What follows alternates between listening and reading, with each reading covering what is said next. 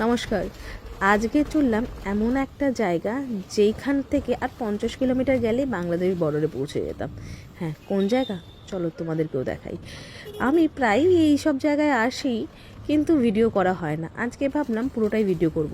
তাও যা শুরু থেকে যে ভিডিওটা করছিলাম কখন ওটা ডিলিট করে ফেলেছি নিজেই বুঝতে পারিনি।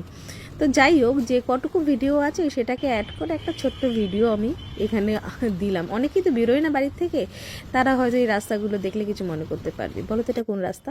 হ্যাঁ, ব্যারাকপুর রাস্তা। ব্যারাকপুর ঘাট থেকে ব্যারাকপুর স্টেশন অবধি এলাম টোটোতে, তারপর ব্যারাকপুর স্টেশনে। এই ব্যারাকপুর স্টেশনটা অদ্ভুত একটা সুন্দর জায়গা।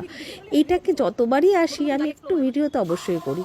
মোটামুটি এটা 100 বছরের পুরনো স্টেশন হবে, কারণ কি এটা ইংরেজ আমলের স্টেশন।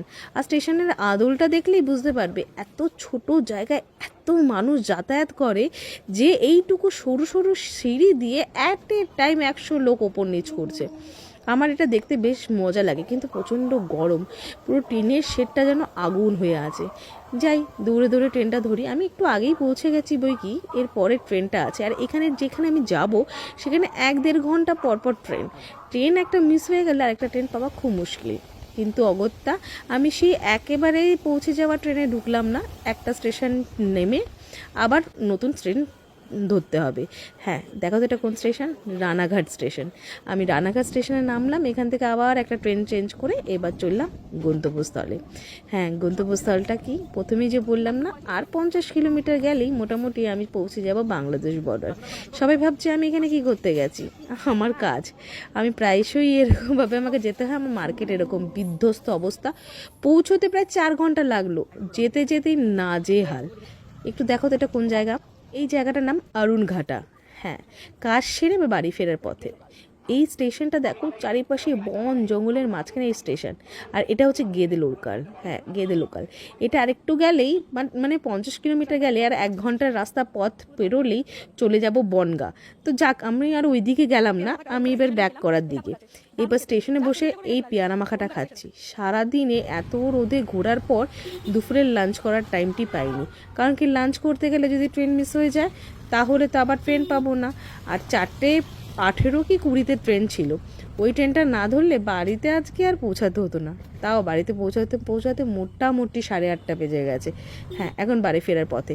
এটা সেই আবার ওই চেনা রাস্তা, ব্যারাকপুর স্টেশন থেকে দাদা বৌদির একটু বিরিয়ানি নিয়ে নিলাম হাতে করে সঙ্গে। কারণ কি, আমার বাড়িতে যে দুটো মানুষ বসে রয়েছে, এই দিকে আসলে তাদের একটু ব্যারাকপুরের বিরিয়ানিটা খুব ভালো লাগে।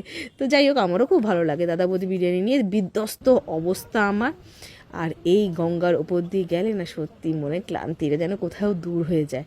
কি ভালো লাগছে, দূরে মেঘের পানের সূর্যের আলোটা এত সুন্দর পড়েছে না, ভিডিও করে পারা যায়নি। হ্যাঁ, ব্যারাকপুর স্টেশন থেকে নামলাম শ্রীরামপুর ঘাট পেরিয়ে। শ্রীরামপুর থেকে ট্রেনে করে এবার চলছি উত্তরপাড়ার রাস্তায়। আর শ্রীরামপুর থেকে ট্রেনে করে উত্তরপাড়ার দিকে যাওয়ার পথে ঠিক কোন্নগরটি পেরোবার পর হিন্দমটর ঢোকার আগে এই যে আমার স্বর্গ। এই স্বর্গের ভিডিও না করে আমি কোনোদিন কোথাও যাই না। যাওয়ারটাও করেছিলাম, একবার পোস্ট করেছি, তাই আরেকবার অ্যাড করলাম না। ফেরারটা আর ছাড়তে পারলাম না। রাতের অন্ধকারে আমার স্বপ্নপুরীটা কত সুন্দর দেখাচ্ছে, তাই না? চলো, গুড নাইট। আজ সারাদিন কী করলে সবাই?